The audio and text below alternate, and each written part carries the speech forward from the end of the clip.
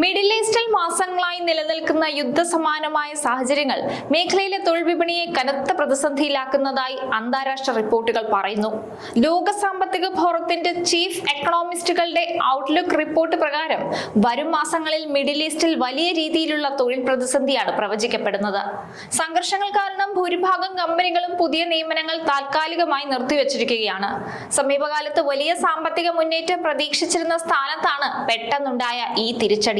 മേഖലയിലെ അസ്ഥിരത വരും ദിവസങ്ങളിൽ കൂടുതൽ കടക്കുമെന്നാണ് സാമ്പത്തിക വിദഗ്ധർ നൽകുന്ന മുന്നറിയിപ്പ്.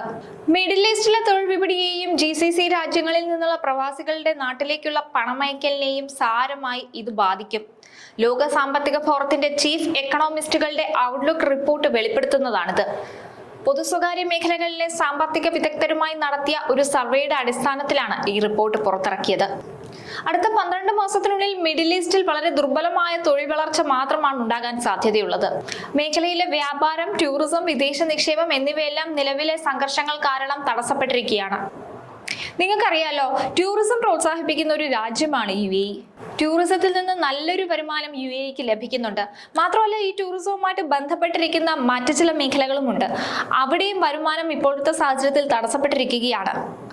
മിഡിൽ ഈസ്റ്റിലെ ഈ യുദ്ധസമാനമായ സാഹചര്യം നിലനിൽക്കുന്നത് കൊണ്ടാണ് ടൂറിസത്തിന് ഇങ്ങനൊരു ഇടിവുണ്ടായിരിക്കുന്നത്. പല വിമാന കമ്പനികളും വിമാന സർവീസുകൾ വെട്ടിക്കുറച്ചു. ചിലതിനാണെങ്കിൽ ഫ്ലൈറ്റ് ചാർജ് വളരെ കൂടുതലാണ്. മാത്രമല്ല, ഇത്തരത്തിലൊരു യുദ്ധസമാനമായ സാഹചര്യം നിലനിൽക്കുന്നത് കൊണ്ട് തന്നെ സുരക്ഷയോർത്ത് പലരും ടൂറിസത്തിലേക്കൊന്നും പോകുന്നില്ല.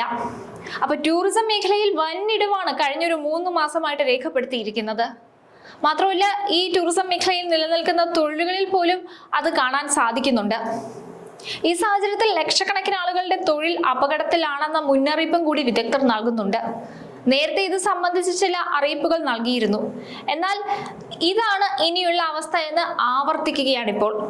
കുറച്ചു മാസങ്ങൾക്ക് മുന്നിൽ വലിയൊരു നേട്ടം ഉണ്ടാകുമെന്ന് കരുതിയിരുന്ന സ്ഥാനത്താണ് ഈ വലിയ തിരിച്ചടി നേരിടാൻ പോകുന്നത്. സമീപകാലത്തുണ്ടായ കനത്ത യുദ്ധ സാഹചര്യങ്ങൾ തന്നെയാണ് ഈ അവസ്ഥയ്ക്ക് പിന്നിലെ പ്രധാന കാരണം.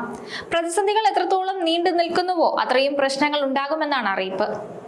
അതേസമയം ഗൾഫിലെ സ്വകാര്യ മേഖലയിലെ 76% മുതൽ 95% വരെ വിദേശത്ത് നിന്നുള്ള കുടിയേറ്റ തൊഴിലാളികളാണ്.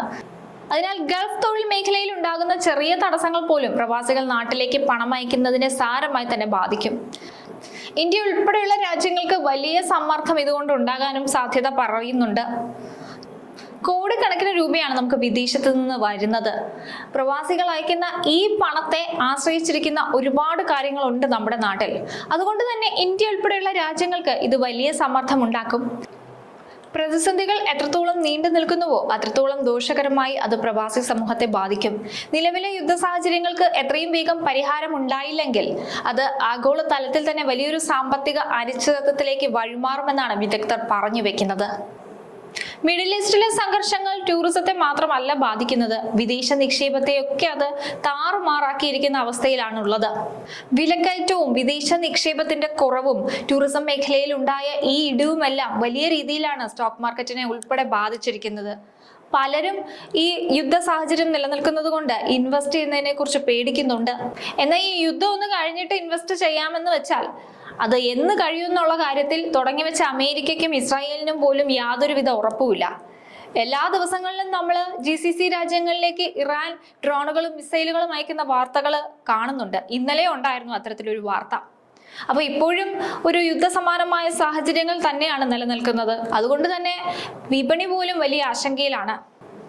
ചുരുക്കത്തിൽ വരാൻ പോകുന്ന മാസങ്ങൾ വിലക്കയറ്റത്തിന്റെയും സാമ്പത്തിക പിരിമുറുക്കത്തിന്റേതും ആകുമെന്നാണ് വിദഗ്ധർ പറഞ്ഞു വെക്കുന്നത്.